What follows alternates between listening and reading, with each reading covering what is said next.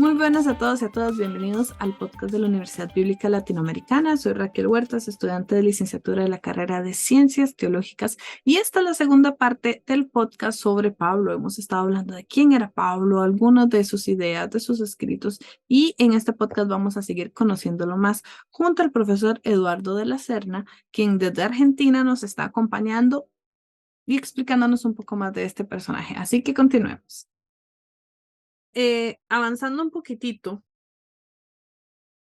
recuerdo un texto que para mí era un poco ambiguo, pero decía que como que Pablo se peleó con Pedro en algún momento. Entonces me lleva a la pregunta, ¿Pablo conoce a las fuentes primarias o a las personas que estuvieron de cerca con Jesús? En algún momento, él aprende directamente, sabemos que tal vez de Jesús no, pero él aprende directo de los y las apóstoles. No y sí. Ya está, ya contesté para dejar contentos a todos o confusos a todos. A ver, Pablo, él nos dice que cuando él tiene su experiencia, su revelación, él lo primero que hace es ir a Arabia, lo cual es muy extraño. Algunos interpretan que Pablo va a predicar a Arabia, cosa que él en ningún lado dice. Él dice que fue a Arabia y después de Arabia se volvió a Damasco. A mí me parece bastante razonable pensar que un Pablo que tenía toda una militancia clara en contra del movimiento de Jesús, insisto, del movimiento de Jesús por ahora, no de las personas, porque el tema era lo que este grupo estaba predicando o indicando. Un ejemplo sencillo, que no es nada sencillo. La Biblia decía bien claro que una persona colgada de un madero es una persona maldecida por Dios. Esa persona, Dios la maldice. Y ahora vienen estos a decir que este que está en el madero es la bendición de Dios. Obviamente hay una crisis y entonces, como Elías, Pablo se va a el Sinaí. Acá invito a recordar que Elías, cuando lo persigue Jezabel, se va al Joreb, que habitualmente se entiende que es el mismo Sinaí, para tratar de, en el fondo, de decirle a Dios, a ver, por favor, explícame porque no entiendo nada. A ver, Dios, explícame. Acuérdense que acá aparece ese famoso encuentro de Elías con Dios, que no estaba en el terremoto, que no estaba en el volcán, y estaba en el sonido del silencio de la brisa, ¿no? Ahí estaba Dios. Bueno, en ese contexto, Dios le muestra a Elías que tiene que ir, y tiene que ir ¿a dónde? A Damasco, donde se va a encontrar con Eliseo. Bueno, lo podemos recordar. Ahora, entonces, Pablo va a Arabia porque el Sinaí para él queda en Arabia. Lo dice para que me crean, y no me tienen que creer a mí, porque a mí no me tiene que creer nadie. Pero Pablo dice, por ejemplo, en, en Gálatas, capítulo 5, capítulo 4, perdón, 4:25, el monte Sinaí queda en Arabia. Pablo va a Arabia probablemente para, en el fondo, tratar de entender, de ir a las fuentes de su fe judía y pensar qué es lo que está pasando. Ahora, Pablo de ahí se va a Damasco, vuelve a Damasco, donde él estaba, y en Damasco lo quieren matar, entonces tiene que escapar. ¿Mm? En Damasco lo quieren matar, ¿quién? La gente del rey Aretas. Acá había, muy rápido, porque si no, nos vamos muy de tema. Yo no me voy de tema. A mí hablando de Pablo me gusta, así que yo me quedo, pero Aretas, el rey de Nabateo, había tenido una guerra, o estaba en guerra, con Herodes Antipas. Acá les recuerdo que Herodes Antipas deja a su mujer para quedarse con la mujer de su hermano. A la mujer que deja es a la hija de Aretas, con lo cual humilló a la hija del rey, con lo cual el rey le declara la guerra. Con lo cual hay una guerra entre los judíos de Antipas, y los árabes. Aretas era árabe según Flavio Josefo. Entonces, si Pablo se junta con judíos en Arabia, es razonable que Aretas lo quiera matar porque sospecha, o puede sospechar fácilmente, que este está armando un foco de resistencia para la guerra o lo que fuere. Lo que me interesa acá en este caso es que en ese contexto a Pablo lo quieren matar en Damasco, a Pablo lo bajan por un canasto por el muro de la ciudad, y ahí Pablo se va para Jerusalén y se encuentra con Pedro. Expresamente Pablo usa un término raro, que es el verbo historesai, que es como encontrarse o mirar, pero mirar con atención, porque después dice, y vi a Santiago, vi a Jacobo, lo vi, pero con Pedro estuvo 15 días charlando. ¿Mm? Después, de ahí, Pablo se tiene que ir, no conocemos bien la historia, probablemente un conflicto. Pablo se va para, probablemente para la zona de Tarso y después para Antioquía. Y en algún momento Pablo con Bernabé vuelven de Antioquía a Jerusalén, se vuelve a encontrar con Pedro. Y esta vez se encuentra con Pedro, con Santiago y con Juan. Pedro y Juan, del grupo de los 12, Santiago, el hermano del Señor. Por lo tanto, vuelve a encontrarse ahí con Simón. Ahí tienen una reunión, en esta reunión se deciden cosas, acá hay una opinión bastante diferente como lo narra Hechos que como lo narra Pablo, ¿no? Muy diferente. Y cuando Pablo vuelve a Damasco, perdón, a Damasco, a Antioquía, también va más tarde va Pedro, al cual Pablo siempre llama Cefas, y cuando va Cefas hay un problema y Pablo se enoja y lo manda a la porra, porque se enoja mal Pablo con Pedro, porque el tema era, y esta es una clave de todo el ministerio paulino, para mí es la clave del ministerio paulino, y es que para ser judío, lo que hacía falta fundamentalmente era la circuncisión. Es decir, uno que no era judío, a partir de la circuncisión, era judío. Probablemente en muchos casos tenido como hermano menor, de hecho, por ejemplo, en Qumran no aceptan amablemente a los prosélitos, así se los llamaba, a los que se habían incorporado al grupo, ¿no? Entonces Pablo se encuentra ahora con que en Antioquía consideran incorporados al pueblo de Dios a los que reciben el bautismo. Ya no hace falta la circuncisión, con el bautismo basta, porque ya se unen a Cristo plenamente, están en Cristo. Y entonces, como para Pablo, por el bautismo ya estamos en Cristo y por lo tanto no hace falta la circuncisión, todos podemos comer juntos porque somos todos hermanos, judíos circuncidados y judíos no circuncidados. ¿Se entiende? Ahora, Cefas no lo ve mal, pero cuando llegan los de Santiago, que no nos queda claro que eran enviados por Santiago, gente que decía que se referenciaba con Santiago o eran más santiaguistas que Santiago, lo cierto es que cuando llegan los de Santiago se arma lío y los judíos circuncidados rompen con los no circuncidados, no comen más juntos, yo con estos no como porque no son mis hermanos. Y ahí Pablo se enoja. ¿Cómo que no son mis hermanos? Son mis hermanos porque estamos en Cristo. Y entonces Pablo se enoja y se va y no vuelve más a Antioquía.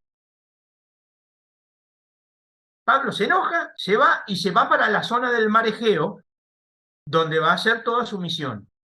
Va para la zona de, insisto, de Éfeso, de Troade, de Tesalónica, Filipos, Corinto, etc. Entonces Pablo rompe, se enoja con Pedro. Ahora no nos queda del todo claro cuánto. Es decir, a ver, Pablo dice que le echó en cara su hipocresía.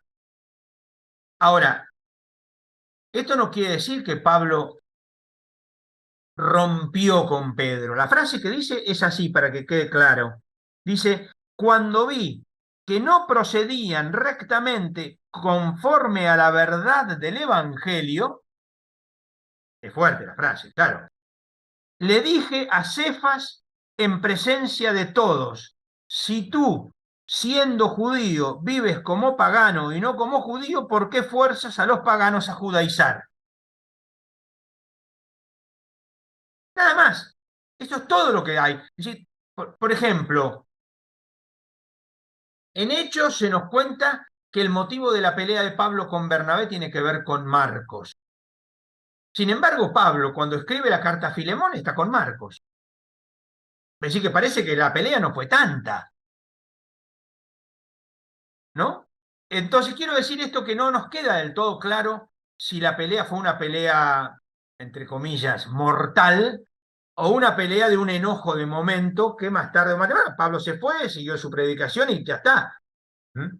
De hecho, Pablo le dedica mucha atención y mucha intensidad a una colecta para las iglesias pobres de Judea. Es decir, para las iglesias donde está Santiago, por ejemplo. Por más que tenga sus... Yo creo que si Pablo está enojado con alguien, si hay alguien que no es el mejor amigo de Pablo, es Santiago, no Cefas, no Pedro.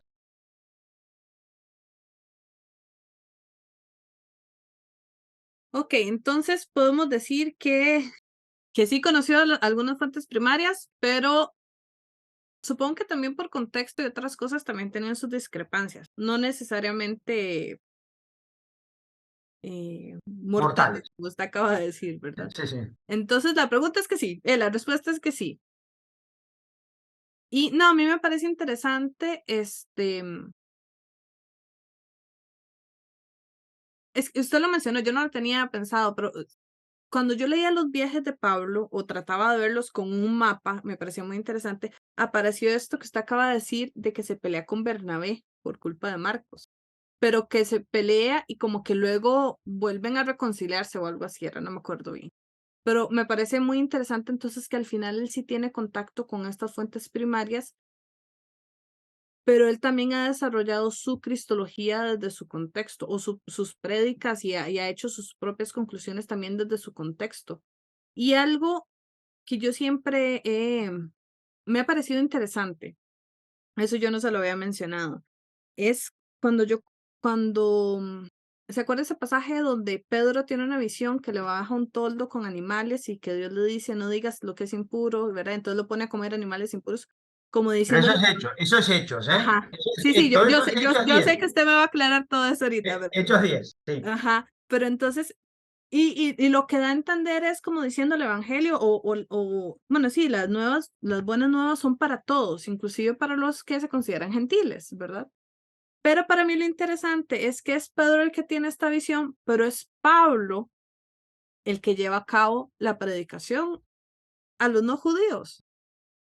Es que ese es uno de los conflictos con Hechos, porque para Hechos de los Apóstoles, como precisamente por eso que yo les decía antes, Jesús, Pedro, Pablo, el primero que tiene que predicar a los paganos para Hechos de los Apóstoles es Pedro, y por eso predica a Cornelio y bautiza a Cornelio, y para que quede bien claro que lo que está haciendo es algo que tiene aval divino, aparece la visión narrada 3 veces, la de la carpa y la de los animales impuros, y que la voz que le dijo y todo eso, 3 veces aparece narrada la visión, en el capítulo 10 y al principio del capítulo 11. Es decir, como para decir, a ver, está claro que nada indicaba que los paganos tenían que ser incorporados, pero la intervención de Dios dice que sí. Ah, bueno, si lo dice Dios no le vamos a discutir. A Dios mejor no discutirle mucho. Entonces, si lo dice Dios, lo dejamos ahí. Bien, ahora, esto es Hechos. Eh, para Pablo, el tema está, hay varios temas acá. ¿Qué se entiende por predicar a paganos? ¿Por qué? Porque también es cierto, y esto sí aparece en Hechos también, hay algunos paganos que querrían, o que viven muy amigos de los judíos, querrían hacerse judíos o son muy cercanos de los judíos, pero no pueden hacerse judíos porque no van a poder cumplir. Por ejemplo, vamos a un ejemplo simple que se entiende bien.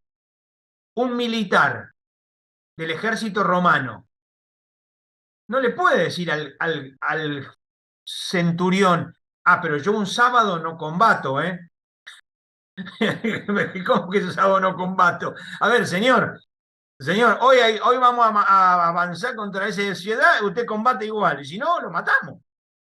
Ah, yo si no es comida kosher, no como. A ver, entonces, está claro Es que lo que hay, o sea. claro, un militar, por ejemplo, no puede hacerse judío plenamente.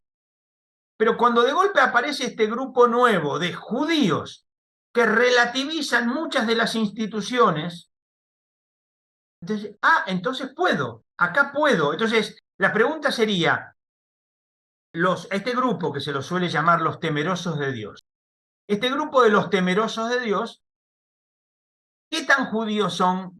¿Qué tan no judíos son? Porque son casi judíos, lo que les falta es la circuncisión para poder cumplir, para poder, digamos, tener la expresión de la fidelidad a la alianza. Muy bien, ahora, como el bautismo reemplaza la circuncisión, entre comillas, eh, yo me incorporo a este grupo, pero soy judío, más o menos judío, medio judío, no judío. Por eso yo insisto que Pablo sigue siendo judío y para Pablo los que se han incorporado al grupo sin circuncisión son judíos. No son del Israel según la carne, pero sí son del Israel según el Espíritu. Porque el Espíritu tiene que ver con el bautismo para Pablo. Entonces, me parece que el, este, eh, el el grupo con el que Pablo, es decir, Hechos de los Apóstoles quiere mostrar primero a Pedro para después mostrar o dedicar a Pablo. Pero probablemente Pablo no haya, probablemente Pablo haya sido el, no sé si el primero, porque Pablo se encuentra, a ver, según Hechos además, estoy citando Hechos para que veas que no soy enemigo de Hechos de los Apóstoles, según Hechos, peregrinos que se habían escapado de la persecución de la que habían estado Pablo como parte, cuando llegaron a Antioquía, empezaron a aceptar en la comunidad a algunos sin la circuncisión. Y entonces va Bernabé, que ve que eso es bueno, va Bernabé a buscarlo a Pablo, que también ve que eso es bueno, y empiezan a caminar con la comunidad de Antioquía. Quiere decir que eso originalmente lo hizo alguien anónimo antes que Bernabé y Pablo, aunque Bernabé y Pablo lo validaron. Digo para que quede claro que a lo mejor no sabemos quién fue el primero que empezó a estas cosas, el creativo que empezó con estas cosas, aunque para hechos, en este caso, Pablo y Bernabé son los referentes de la comunidad de Antioquía. De hecho, cuando hay la asamblea de Jerusalén, que es la segunda vez que Pablo ve a Pedro, la asamblea de Jerusalén, este, eh, van Pedro y Pablo como delegados, como enviados de la iglesia de Antioquía. Entonces, yo creo que ahí está esa cuestión que por suerte no tenemos que dar respuesta porque no hay una carta fundacional. Acá esto empezó fulano, empezó Mengano. Insisto, ¿quién fundó la Comunidad de Roma? A ver, la Comunidad de Roma era muy importante. Digo porque por una cuestión sencilla y elemental, todos los caminos conducen a Roma. Por lo tanto, si yo estoy en Roma, puedo ir a todas partes.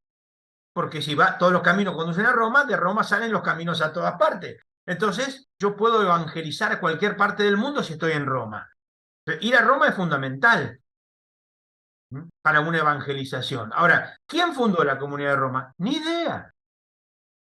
No tenemos la más mínima idea. Y a lo mejor eso nos hace un poquito más libres, porque no tenemos que andar dependiendo de cartas fundacionales de fulano, mengano, sutano. Pablo sí iba a decirle a los corintios, yo soy su padre, o a los tesalonicenses, soy su padre en el sentido que yo fui el que los engendré para Cristo.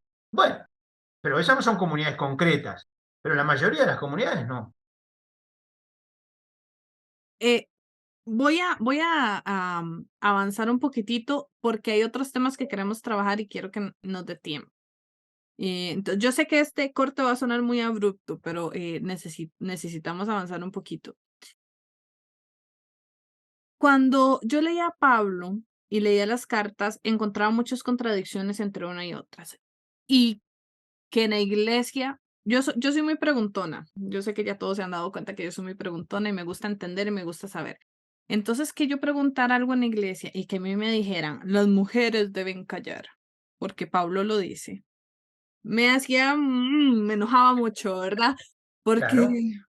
me molestaba.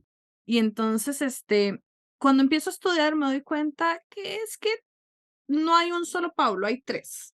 Y yo decía como que hay tres Pablos. Entonces luego escuché de las cartas pseudo-paulinas.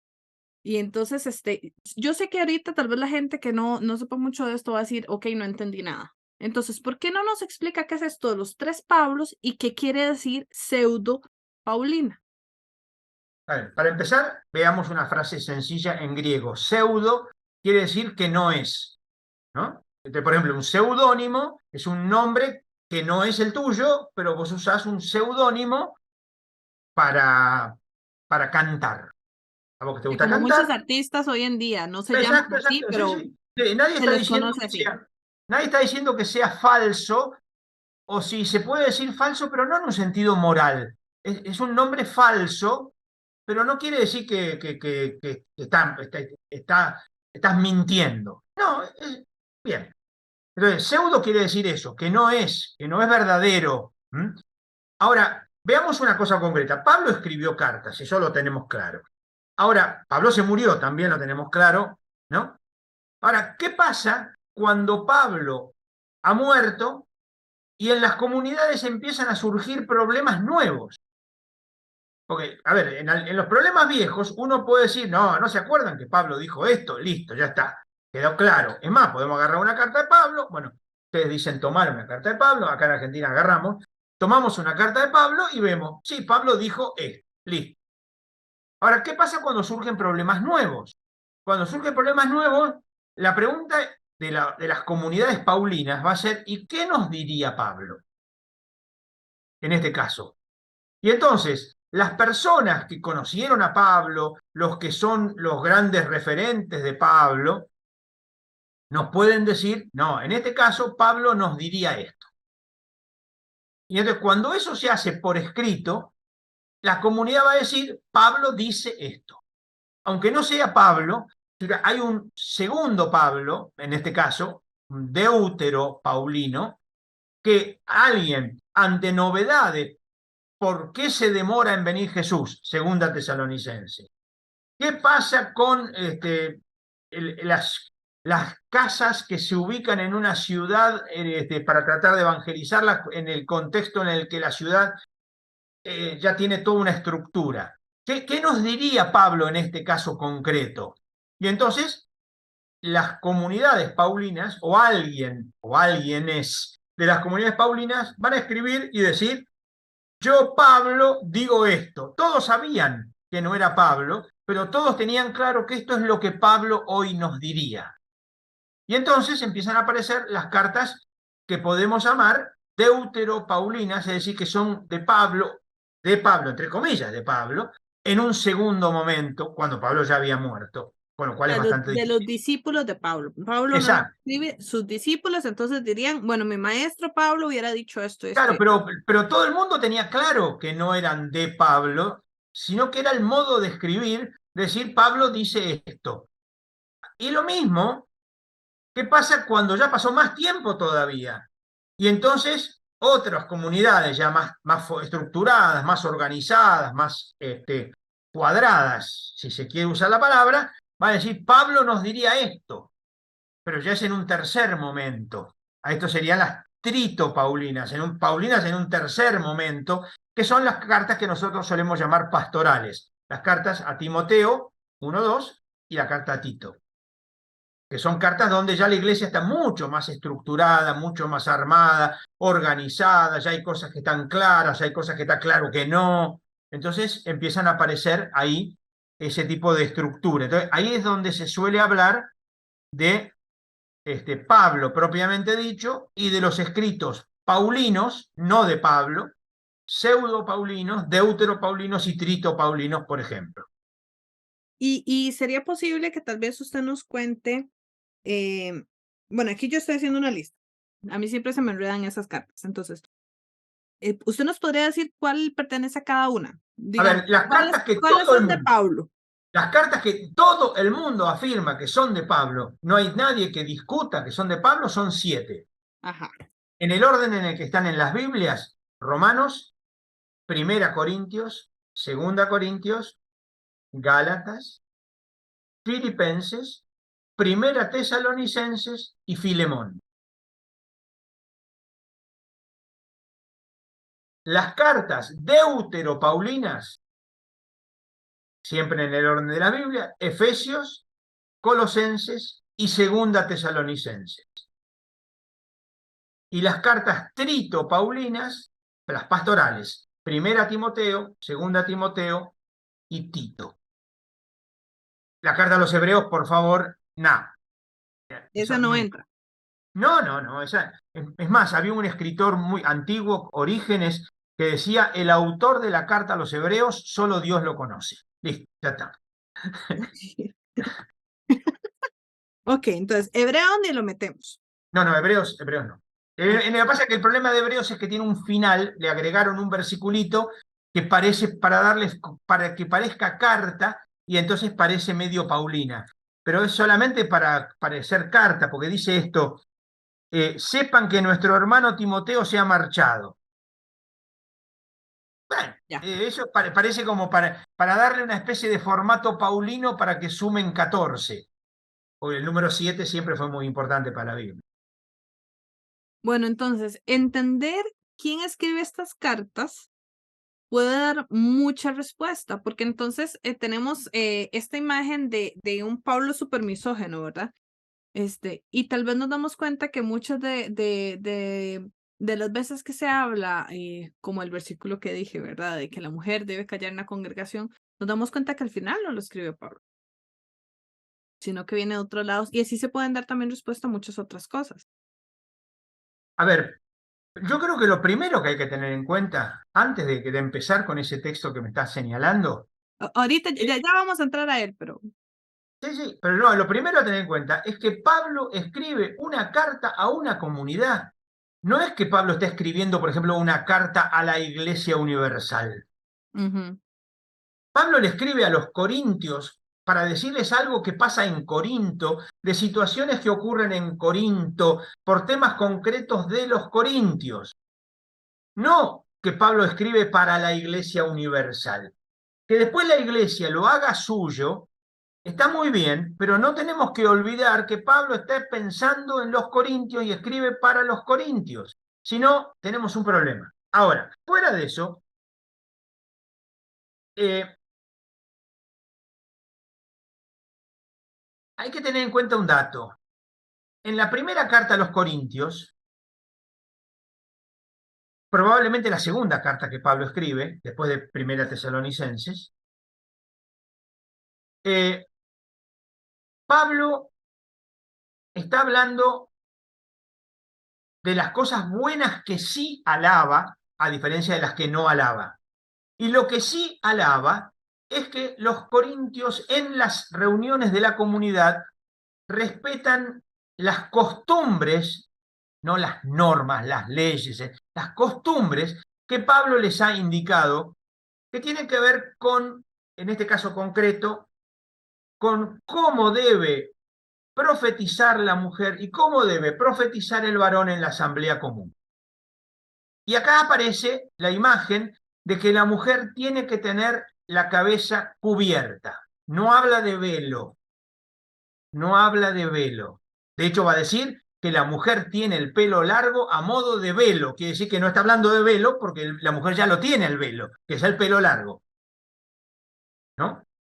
Entonces, lo que va a decir es que la mujer tiene que tener la cabeza cubierta y el varón la cabeza descubierta, y particularmente tiene que ver con el pelo largo y el pelo corto. ¿Estamos de acuerdo? ¿Hasta ahí vamos bien?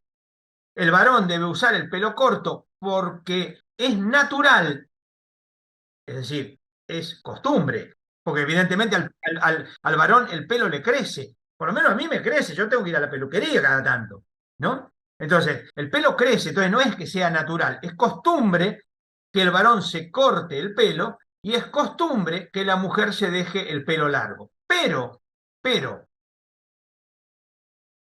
¿qué pasa en el culto romano? Basta mirar, por ejemplo, las imágenes del Ara Pacis.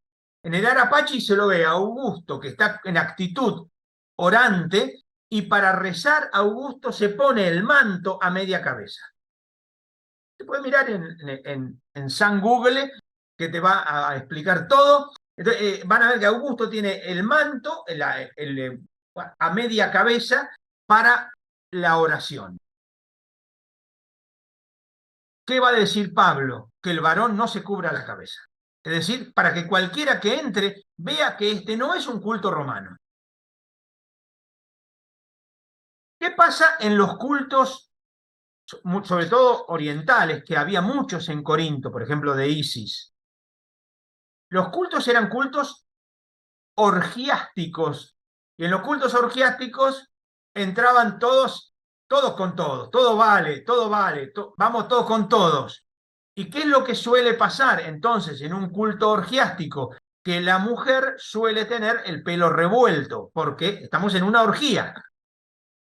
Pablo lo que dice es que la mujer tiene que tener el pelo ordenado. Cualquiera que entre tiene que ver que este es un culto ordenado. Por lo tanto, cualquiera que entre tiene que ver que este no es ni un culto pagano ni un culto romano, es un culto distinto. Bien, pero Pablo entonces lo que dice es, la mujer tiene que profetizar y orar con la cabeza cubierta, es decir, con cintas, ordenada, ¿no? Está peinado, peinado. Sí, hoy lo diríamos bien peinado, si quieren con trenzas y con algunos moñitos en las Adornitos ahí. trenzas. Sí, Ajá. perfecto, así. Ahora una pregunta, si Pablo acaba de decir en 1 Corintios 11 que la mujer debe profetizar o rezar con la cabeza ordenada, ¿cómo va a decir 3 capítulos más adelante que la mujer se tiene que callar? Si acaba de decir que puede hablar, ¿o no? Sí, es contradictorio. ¿Eh? Es contradictorio.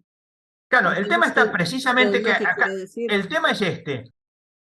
Cuando el movimiento de Jesús se empieza a estructurar y organizar con el modelo cultural de la casa romana, en la casa romana, esto lo dice Cicerón, lo dice Séneca, lo dice Flavio Josefo, lo dice Aristóteles, en la casa romana, el varón, el amo de casa, el oiko despotes, el pater familias, el padre, el señor de la casa, debe mostrar ante el pueblo, ante el barrio, que su casa es una casa como Dios manda, si se quiere decir así.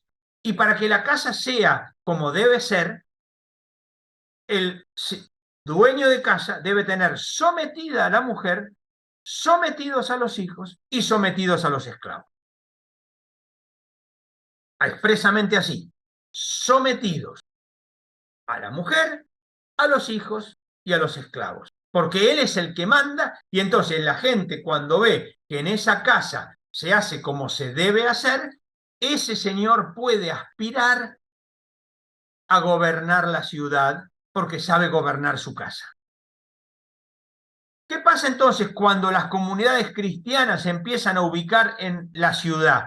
Lo que les van a decir es, a ver, por favor, no les den motivo de pensar que nosotros venimos a revolucionar todo y vamos a hacer todo y acá no le damos pelota a nada de todo esto, no le paramos bolas a nada de todo esto, porque entonces no nos van a dar, no nos van a escuchar. Entonces, por favor, y acá vean porque lo dice al revés, mujeres sométanse, hijos sométanse, esclavos sométanse, no que él debe someter, sino que tengan una actitud de sumisión, pero que también se le exige su parte a la otra parte. Es, maridos, amen a sus mujeres, padres, no exasperen a sus hijos, amos, no torturen a sus esclavos. Es decir, no solamente que los esclavos, hijos o mujeres tienen que tener una actitud sumisa, sino que también hay una militancia, un compromiso de parte de la parte, entre comillas, fuerte. Entonces, así se va a mostrar que en esta casa reina el orden. Bien. Ok. No, ahí, un segundo, Dale, dale, dale. ¿qué pasa cuando se juntan todas las cartas de Pablo, probablemente principio del siglo segundo, se recopilan todas las cartas de Pablo porque se las empieza a considerar escritura, lo dice la segunda carta de Pedro 3:15, las cartas de Pablo ya se empiezan a considerar escritura? ¿Qué pasa en estas casas en las cuales queremos mostrar que somos una casa ordenada, cuando de golpe nos encontramos con que Pablo dice que la mujer puede hablar libremente en la asamblea mientras tenga la cabeza protegida? Entonces, le incorporan este texto de 1 Corintios 14, 33, 36, la mujer que se calle en la asamblea, como una manera de adaptar la carta de Pablo a los Corintios a lo que había dicho 1 Timoteo 2 sobre las mujeres en la asamblea. Está claro, para que quede claro que no es de Pablo, veamos tres cosas para que se note que no es de Pablo, porque no es cuestión de decir, no es de Pablo porque no me gusta, ¿no? Porque eso sería poco serio. No es de Pablo porque, primero, porque Pablo había dicho que la mujer puede hablar y ahora está diciendo lo contrario. No es de Pablo porque está usando la ley como argumento y Pablo jamás usa la ley como argumento legal. Y no es de Pablo porque todo capítulo 14 Pablo está hablando de las lenguas y la profecía, las lenguas, la profecía, las lenguas, la profecía, y de golpe mete el tema de la mujer que no tiene nada que ver en ese contexto. Estaba hablando de las lenguas, la profecía. Todo el capítulo 14 es eso. Lenguas, profecía, lengua, profecía, lengua, profecía, lengua, profecía. Por lo tanto, dice Pablo, dispongo, el que habla en lenguas, haga esto. Dispongo, el que profetiza, haga esto. Dispongo que la mujer se calle. No tiene nada que ver, estaba hablando de las lenguas y la profecía. Sí, evidentemente se trata de un texto incorporado más tarde para tratar de adaptar todas las cartas de Pablo con un esquema propio de la primera Timoteo capítulo 2. Ahora sí, perdón. No, no, perfecto. Entonces queda clarísimo. Bueno, ese otro es un añadido. Y, o sea, al final no nos podemos quedar mucho, pero entonces al final Pablo no es tan misógeno, porque sí comparte mucho con mujeres y también yo recuerdo que cuando yo decía, es que yo sentía a Pablo misógino, el profesor decía, pero vea la relación que tiene con Priscila y con Aquila. Y vea que siempre menciona a Priscila de primero. O sea, él tiene un gran respeto por las mujeres, o eso es lo que él me decía. No, Entonces, a ver, así no, muy perdón, no solo rápidamente, eso, no solo eso. Fíjate que en todo el Antiguo Testamento, el judío al otro judío lo trata como hermano. Es decir, el ser hermano es ser miembro del pueblo de Dios. Es decir, dejemos de lado lo biológico, ¿no? El hermano biológico es un tema aparte. Pero dentro del pueblo de Israel, todo judío ve a otro judío como hermano. Por ejemplo, va a decir, no podés tener esclavo a un hermano, no podés esclavizar a un judío, porque es tu hermano. Sin embargo, en el Antiguo Testamento nunca aparece en ese sentido la palabra hermana. Nunca aparece la palabra hermana en Flavio Josefo, ni en Filón de Alejandría, ni en Qumran. No aparece en los demás escritos del Nuevo Testamento. El primero que dice hermana, para entenderlo en el sentido de igual como miembro del pueblo de Dios, igualdad en el pueblo de Dios, es Pablo, que va a hablar de la hermana Apfia, probablemente la mujer de Filemón, va a hablar de la hermana Febe, la diácono de Cencreas, en su carta a los Romanos, capítulo 16, versículo 1, va a hablar de la hermana y el hermano en el matrimonio, en 1 Corintios 7. Es decir, para Pablo, la mujer que está incorporada al movimiento de Jesús es hermana, tan hermana como el otro es hermano. Pablo inventa o incorpora la categoría hermana para darle a la mujer plena igualdad. Pero además, si es por eso, no solo lo que te dijeron con razón de Áquila y Priscila, sino que Pablo por ejemplo, si miramos Romanos 16, en Romanos 16, Pablo de Priscila va a decir que es diácono y Pablo va a decir de sí mismo que es diácono. Pablo va a hablar de María, de Trifena, de Trifosa y de Pérside diciendo que han trabajado, es decir, han evangelizado, y Pablo dice de sí mismo que él ha trabajado. Pablo de Junia, junto con su marido probablemente, Andrónico, dice que son apóstoles, como él dice que es apóstol. Es decir, Pablo aplica a mujeres los mismos títulos que se aplica a él. Diácono, que ha trabajado, que es apóstol. Una mujer es apóstola en Romanos 16, creo que es en el versículo 7. ¿Eh? Es decir, a ver, eso no me parece que sea muy misógeno. Una mujer apóstola, cuando en ningún lado se habla de apóstola, sino que se habla generalmente de los apóstoles. Ajá. En Romanos 16:17, saludad a No, Andrónico. 16:7, 16:7. Perdón, 16:7, perdón, Sí. 16:7. Saldones, Andrónico y Junia, mis parientes y Parientes y compañeros de compañeros. prisión, ilustres entre los apóstoles que llegaron a Cristo antes que yo. Apóstoles. Andrónico y Junia, una mujer, Junia, apóstola.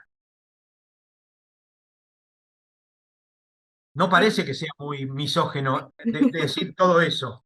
sí, yo creo que lo que cuesta es quitarse esa idea que nos ha sido impuesta tanto tiempo, ¿verdad? Y que hoy en día se sigue predicando. Este es el problema, que se le sigue dando fuerza a eso. Me quedan 3 temas más, no sé si nos dé tiempo de abordarlos todos. Yo quería hablar un poco más de Pablo y las mujeres, pero creo que no nos va a dar para más. Pero sí hay un tema que quiero trabajar, y es Pablo y la homosexualidad. ¿Qué podemos decir de Pablo y ese tema? Bueno, a ver, Olvida. a la pregunta con la que casi empezamos, si Pablo sería homosexual, sería extraño que Pablo condene la homosexualidad si él fuera homosexual. Insisto, personalmente creo que no, pero digo, dejemos, a ver, el tema de la palabra homosexualidad es una palabra del siglo XIX. Por lo tanto, preguntar qué piensa Pablo sobre la homosexualidad sería casi como preguntar qué piensa Pablo de la electricidad. No, es decir, es algo que no está en su horizonte.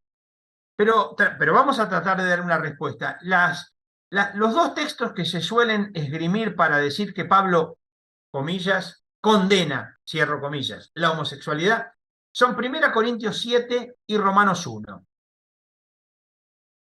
En 1 Corintios 7, perdón, 6, 1 Corintios 6, no sé, 7, 6. La frase que aparece es esta: ¿no saben acaso que los injustos no heredarán el reino de Dios? Estoy leyendo 6, 9 y 10. No se engañen, ni impuros, ni idólatras, ni adúlteros, ni afeminados, ni homosexuales, ni ladrones, ni avaros, ni borrachos, ni ultrajadores, ni explotadores heredarán el reino de Dios. El tema del reino de Dios es un tema interesante en Pablo, pero es más complicado que nos vamos muy de tema. Lo interesante es que acá Pablo pone una lista. A esta lista es la misma lista a la cual le han agregado 4 temas más. Ya había aparecido en el capítulo 5, cuando dice que el que es impuro, avaro, idólatra, difamador, borracho o ladrón, con esos ni comer. En el versículo 11, 5:11. Es decir, Pablo tiene una lista de 6 cosas, a la cual acá le agrega 4 más para hacer 10. Este tipo de cosas es lo que los estudiosos suelen llamar los códigos de vicios o catálogos de vicios.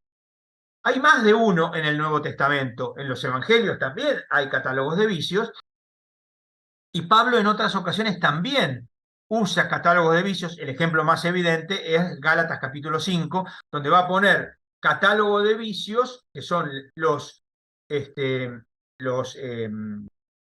las obras de la carne y los frutos del espíritu, ¿no? Pero bueno, lo interesante es esto. En el mundo judío del ambiente griego, es decir, en el judaísmo helenista, eran muy frecuentes los códigos de vicios, porque era una manera de decirle a los judíos: la gente de afuera vive de esta manera, no vivamos nosotros de esa manera. Y entonces había una lista de las cosas que uno veía que hacían la gente de este lugar para que nosotros no las repitamos. Una especie de examen de conciencia, si se quiere llamar de alguna manera, o algo así. Entonces, digamos, ¿ven? La gente de nuestros barrios vive de esta manera, no vivamos nosotros así. Estos catálogos de vicios tienen esa función, una función catequística, si se quiere llamar así, o si se quiere moral, también puede ser. Y entonces eran muy frecuentes los códigos de vicios en muchos escritos judíos apócrifos del ambiente helenista, figuran gran cantidad de los códigos, sobre todo ¿por qué? Porque para los judíos había dos grandes desórdenes que tenían los paganos. El primero y principal, la idolatría. La idolatría era un tema gravísimo y era obvio que era de los paganos, porque si no hubiera idolatría serían judíos. Y lo segundo, sobre todo, desórdenes en el terreno sexual. Sobre todo tengamos en cuenta que para el judío solía ser bastante escrupuloso en los temas sexuales. La desnudez, por ejemplo, era algo que no era nada bien vista, ¿no? Eso lo sabemos en general. Entonces, los temas sexuales eran temas que causaban un cierto rechazo en el mundo judío. Pero entonces Pablo lo que hace es toma esos catálogos y los repite como una manera de decir: así eran ustedes, vean que lo dice expresamente, tales fueron algunos de ustedes, pero ahora fueron lavados, etcétera, etcétera. Tales fueron algunos de ustedes, lo dice en el versículo 11 del capítulo 6. Es decir, ustedes eran del ambiente pagano, ahora no, porque se incorporaron al grupo de Jesús. Entonces Pablo está repitiendo códigos que son culturalmente el modo que el mundo judío veía al mundo pagano. Y no tenemos que pedirle más que eso. A ver, está claro que, por ejemplo, para no entrar en terrenos de ética moral, que sería un problema complicadísimo, pero, por ejemplo, hoy difícilmente alguien diría que es un problema moral, en todo caso un problema familiar, pero un problema moral el ser borracho. A veces inclusive algunos que dicen que ser borracho es más una enfermedad, por ejemplo. Entonces, no me interesa entrar en el terreno, pero quiero decir, en este caso concreto, por ejemplo, digo, ser borracho también sería motivo de irse al infierno, sobre todo si uno está, por ejemplo, en un vicio del cual no puede salir. Que Dios más raro que manda al infierno a alguien que tiene algo que lo domina así y no que algo que alguien hace voluntaria y libremente. El otro texto más complicado es el de Romanos 1, que es muy interesante. Yo lo menciono rápidamente, el que le interese más puede mirar la última revista Ribla, que es dedicado a la carta a los romanos, donde yo escribí sobre este versículo, porque Pablo está diciendo esta frase. Primero que está hablando de los judíos, perdón, de los paganos, que como no aceptaron a Dios, lo tenían a la vista, lo podían ver en la naturaleza, en la creación, pero no lo reconocieron como Dios. Entonces, como no aceptaron a Dios, Dios se desentendió, los dejó libres a sus actitudes. Entonces, el problema no es lo que va a pasar después, sino que no reconocieron a Dios por la idolatría. Lo recuerdo, está expresamente dicho: habiendo conocido a Dios, no lo glorificaron como a Dios ni le dieron gracias, sino que se ofuscaron en su razonamiento y su corazón insensato se entenebreció. Versículo 21. Ahora, entonces, por eso, 3 veces va a decir: Dios los entregó, es decir, Dios los dejó liberados a su suerte. Versículo 24, versículo 26 y versículo 28. Es decir, 24, 26 y 28, 3 veces va a decir: Dios los entregó, los dejó liberados a su suerte. Y en el segundo, de los tres los entregó, es donde está la aparente referencia a la homosexualidad. Y dice esto, lo leo tal cual primero para después comentarlo. Dios los entregó a pasiones infames, sus mujeres invirtieron las relaciones naturales por otras contra la naturaleza. No dice más que eso. Los varones abandonaron el uso natural de la mujer y se abrazaron en deseos los unos con los otros, cometiendo la infamia de hombre con hombre, recibiendo en sí mismos el castigo merecido a su extravío. En el segundo, en el caso de los varones, sí habla de varón con varón. De la mujer no dice mujer con mujer. Lo que dice es que invirtieron las relaciones naturales. Por ejemplo, en el mundo antiguo, invertir las relaciones naturales puede ser que la mujer vaya arriba en la relación sexual. Eso está contra la naturaleza. Hoy nadie diría eso, pero estoy hablando de... Es decir, el varón tiene que tener una actitud dominante, y si el varón tiene que tener una actitud dominante, el varón tiene que ir arriba. La mujer no puede ir arriba en la relación sexual. Eso es antinatural. Y en segundo lugar, recuerdo que en los cultos dionisíacos, cultos importantísimos en Roma, sobre todo a partir del conflicto con Aníbal, que entonces empiezan a proliferar el culto de Dionisos como el dios importantísimo, los sacerdotes de Dionisos se castraban. Recuerdo que sobre esto habla Pablo más de una vez, haciendo referencia, por ejemplo, ojalá se mutilaran los que les dicen esto, le dice a los Gálatas, y a los filipenses le dice los mutilados, nosotros somos los verdaderos circuncisos, Filipenses 3. Es decir, Pablo usa esa imagen, los que se han castrado por las relaciones entre varones en el culto de Dionisos. Está hablando de la idolatría, Pablo, insisto en ese tema. Pero entonces, el que se ha castrado tiene en sí mismo el pago merecido a su extravío porque ya está castrado, ya tiene el pago merecido, ya tiene un problema, creo, se ha castrado. Entonces, digo, me parece que Pablo no está hablando de la homosexualidad como no habla de la electricidad. Pablo está hablando, en este caso concreto, de la idolatría, y como buen judío que es Pablo, a la idolatría la critica muy fuertemente. No sé si contesté, creo que sí. Por lo menos nos dio bastantes luces. Les cuento que nosotros vamos a tener un especial sobre la Biblia y la homosexualidad pronto. Estamos trabajando en él. Entonces, por lo menos aquí ya tenemos algunas luces para ir entrando más. Me encantaría tener más tiempo para discutirlo.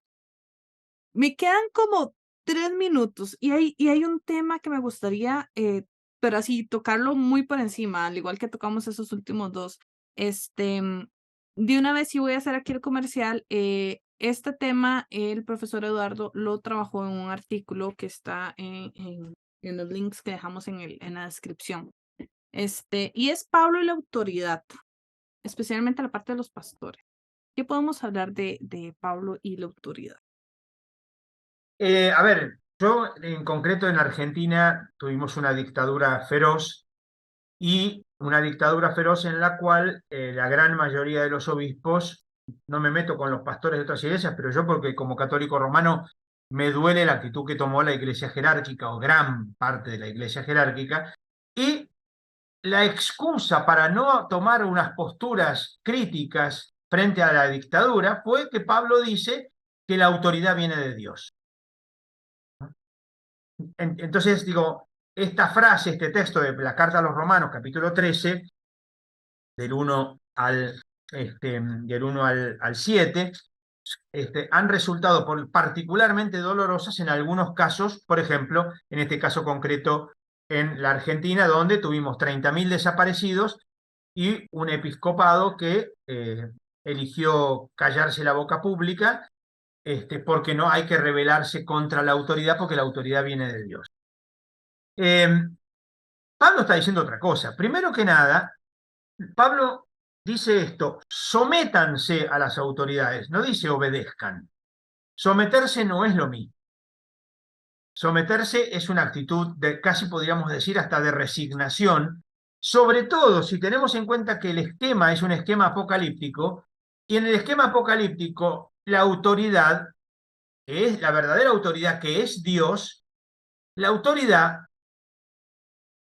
que oprime, que maltrata, que mata, que martiriza, es una autoridad que tiene los días contados, porque de eso se trata la apocalíptica. Entonces, sométanse porque le queda poco tiempo a la autoridad. ¿Mm?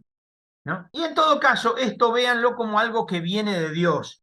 Y además, al decir que la autoridad viene de Dios, está diciendo claramente a Roma que Roma no es Dios, lo cual es muy crítico para el Imperio Romano, para el cual el emperador es hijo de Dios. Entonces, a ver, el emperador no es Dios, señor César.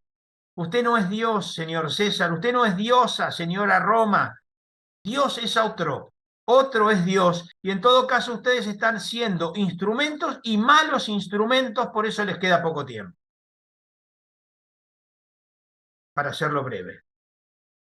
Y a mí me gusta, o sea, este tema me parece importante y de verdad que era tema que no lo podamos sacar, porque también acá se da mucho, o por lo menos en Latinoamérica y bueno, Centroamérica ha sufrido tantas guerras, ha sufrido tantas cosas y tantas dictaduras y tantas matanzas y al final es como le hacemos caso al gobierno, sí, porque es la autoridad, Dios lo puso ahí, ¿verdad? Y lo mismo pasa con los pastores, porque ya si lo bajamos pasa lo mismo en las iglesias, ¿no? Dios pues, puso al pastor, que casi siempre es un hombre, ¿verdad? Y entonces puso al pastor ahí, él es la autoridad, no se cuestiona, y esto nos ha quitado esta parte de criticidad, de en realidad de cuestionar, que muchas veces es muy importante.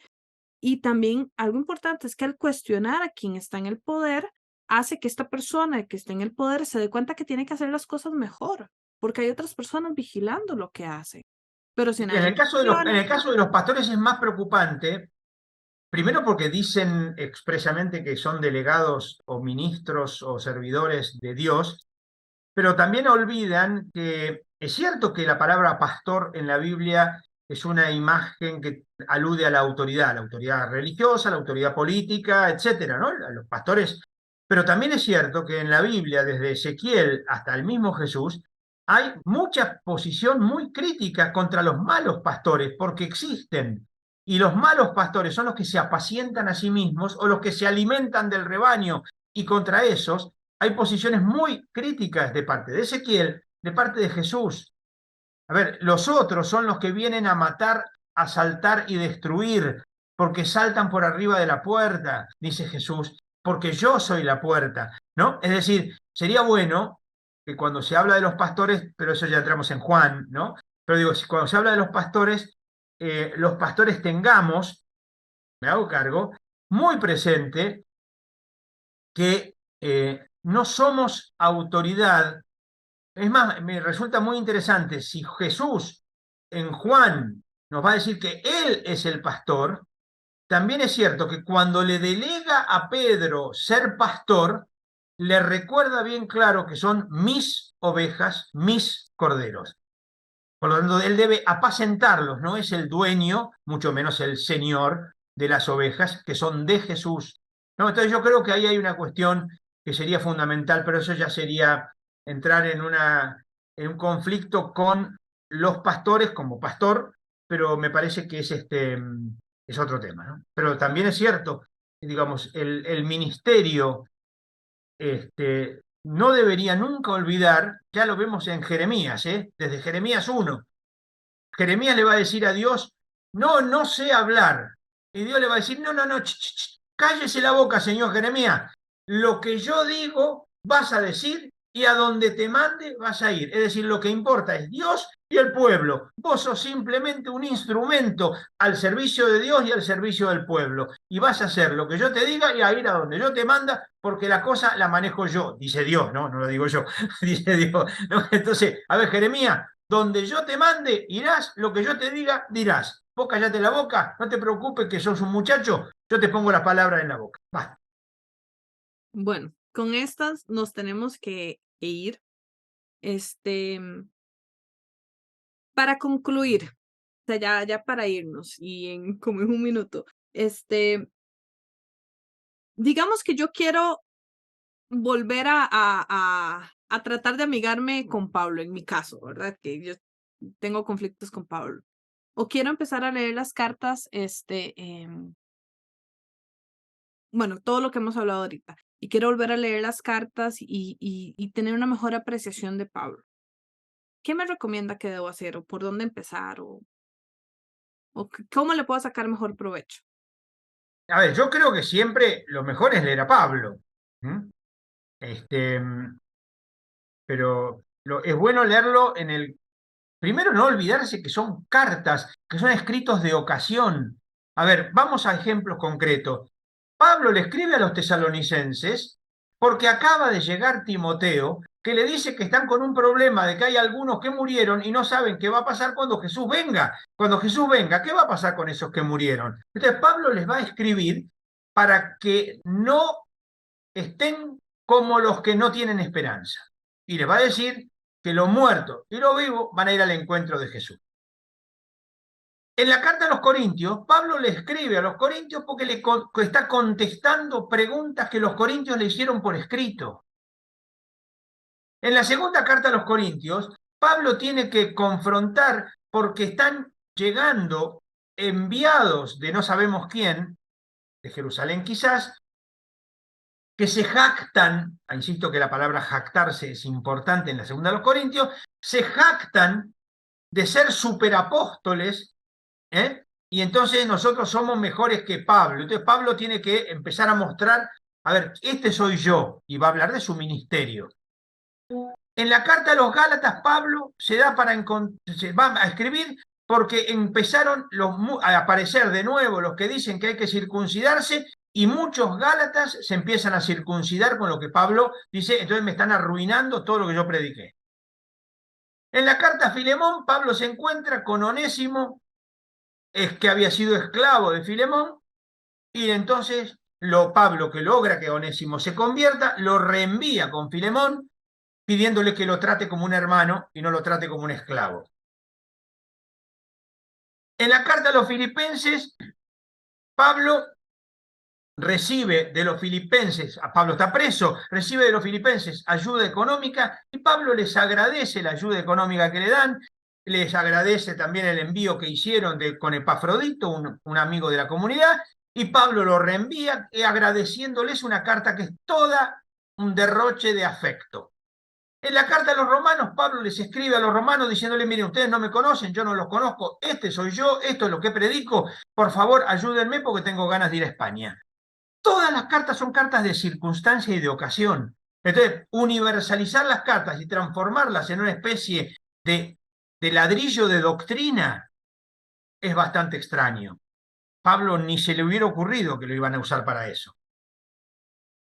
Ni se le hubiera ocurrido. Entonces yo creo que lo ideal es mirar las cartas de Pablo en el contexto en el que se escribieron, preferentemente leerlas en el orden que fueron escritas para ir viendo cómo Pablo va, no solamente cambiando a veces alguna cosa porque el auditorio dice que o le requiere que diga otra cosa, o también Pablo va evolucionando, cambiando su pensamiento, porque todos cambiamos y evolucionamos, ir profundizando y conociendo y descubriendo a Pablo. A veces habrá textos que nos ayuden a conocerlo mejor, hay buena bibliografía, hay bibliografía absolutamente olvidable, pero también hay buena. Entonces, bueno, tocará, pero si se quiere profundizar, profundizar con buena bibliografía y conocer más y mejor a un amigo de la casa. Profesor, ¿cómo aprendí hoy? Admito que ya lo estoy logrando con Pablo, estoy logrando. Ahí vamos. Muchísimas gracias por hablarnos tanto de su amigo, por permitirnos conocerlo y ver de verdad el cómo usted lo aprecia y lo quiere. O sea, de verdad se ve que usted tiene una imagen muy concreta, Pablo, casi que lo puedo ver ahí, como si usted me estuviera hablando de un amigo que le acaba de ir a visitar. Muchísimas gracias de verdad por aceptar esta invitación. Espero que no sea la única vez. Después queremos profundizar más y espero que podamos seguir conversando de este tema. Un momentito para que se despida de las personas que nos están viendo y nos están escuchando. Bueno, a todos, todas y todes les mando un abrazo fraterno no sororal porque yo soy varón, pero les mando un abrazo a todos y todas y todes. Ojalá que sirva esto para conocer mejor a Pablo, para sacarle o sacarnos a veces el esquema de un Pablo extraño que nos ha ido apareciendo a lo largo de la historia y podamos encontrarlo como compañero de camino, que no viene a señalarnos con el dedo, viene a invitarnos a ser libres, a sacarnos de los esquemas de sufrimiento, de esquemas de normas y de leyes, sino simplemente que nos invita a unirnos a Jesús, a conocer a Jesús, que de eso se trata el ser cristiano, así que en ese sentido, ¿no? Y Él quiere mostrarnos el Jesús que Él fue conociendo y ojalá que por lo menos nos sirva para que nosotros conozcamos más a Jesús, porque tampoco en el fondo es importante querer a Pablo, sino saber que Pablo, como enamorado de Jesús que está, tiene algo para decir y a lo mejor nos puede ayudar. Ojalá entonces que ayude. Muchísimas gracias, profesor. Bueno, hoy les acompañó Raquel Huertas con el profesor Eduardo de la Serna. Y nada más un momentito, agradecer a todas las personas que trabajan en esto, a Eduardo, a Jessica, a Karen, a la profesora Eli, que siempre nos apoya mucho. Muchas gracias, chicos, chicas, por ayudarnos a mejorar siempre. Recuerden que sus dudas, comentarios los pueden dejar en la cajita de comentarios y nos vemos en una próxima. Chao.